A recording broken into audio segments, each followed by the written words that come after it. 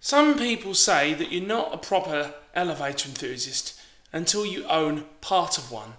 That's why in my new garage, in my new house, is this. It's massive.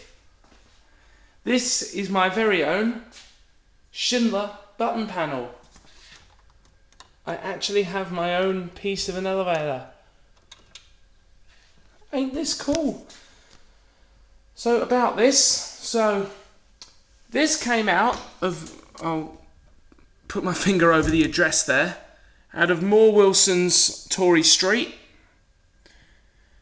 The panel is made by Schindler in the 1990s. So yeah, that's your inspection certificate. This certificate is dated February 2004, the 12th.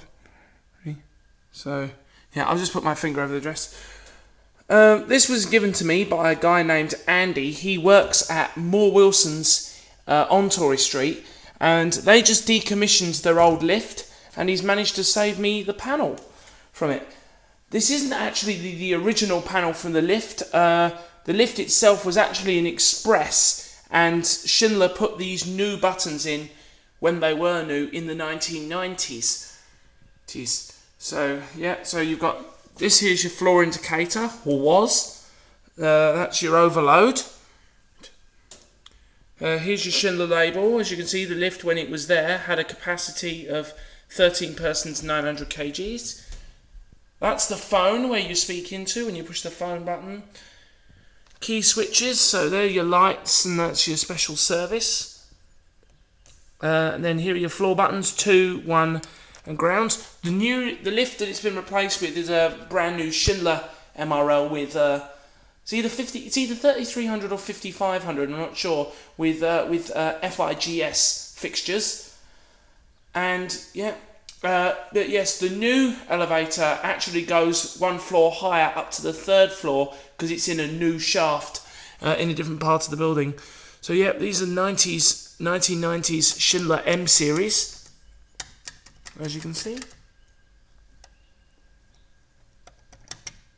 They're push buttons, and here you've got your door controls, door open, alarm, and door open, door closing, the golden alarm, and down here you've got your emergency telephone button.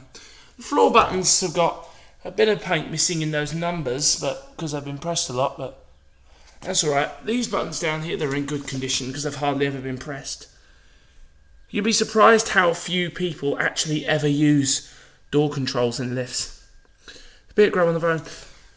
So yeah, so let's turn it round and take a look at the back. Just let me have 2 hands for this because it is quite heavy, as you can imagine, a full body panel this size. Here's the back end of it. I know the lighting's not very good in this garage, so I presume that's where it connected in to the logic cabinet.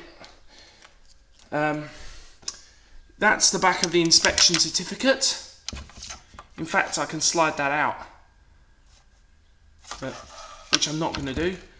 That is for the floor indicator.